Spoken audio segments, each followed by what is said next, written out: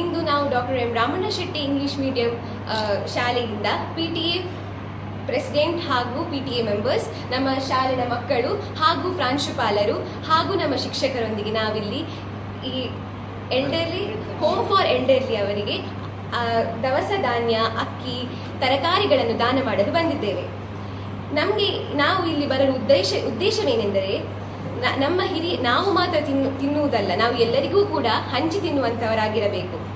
ನಾವು ಸ್ವಾರ್ಥಿಗಳಾಗಬಾರದು.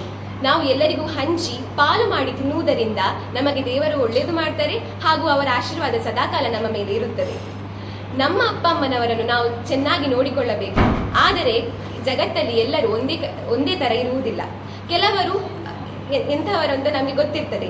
ಸೊ ನಾವು ಇಂತಹ ಹೋಮ್ ಫಾರ್ ಎಲ್ಡರ್ಲಿಗೆ ಬಂದು ನಾವು ದಾನ ಮಾಡುವುದರಿಂದ ನಮಗೆ ಅರ್ಥ ಆಗ್ತದೆ ನಮ್ಮ ಅಪ್ಪ ಅಮ್ಮನನ್ನು ನಾವು ಹೇಗೆ ನೋಡಿಕೊಳ್ಳಬೇಕು. ಈ ಉದ್ದೇಶದಿಂದ ನಾವು ಎಲ್ಲರೂ ಒಟ್ಟು ಸೇರಿಕೊಂಡು ಅಕ್ಕಿ, ಕಾಳು, ದವಸ ಧಾನ್ಯಗಳು, ನೀರುಳ್ಳಿ ಇದನ್ನೆಲ್ಲ ನಾವು ಜೋಡಿಸಿ ಎಲ್ಲರೂ ಒಟ್ಟಾಗಿ ಇವರಿಗೆ ಶುಭವನ್ನು ಹಾರೈಸುವ ಎಂದು ಇಲ್ಲಿಗೆ ಬಂದಿದ್ದೇವೆ ಎಂದು ಹೇಳುತ್ತಾ ನನ್ನ ಮಾತಿಗೆ ವಿರಾಮ ನೀಡುತ್ತೇನೆ. ಧನ್ಯವಾದಗಳು.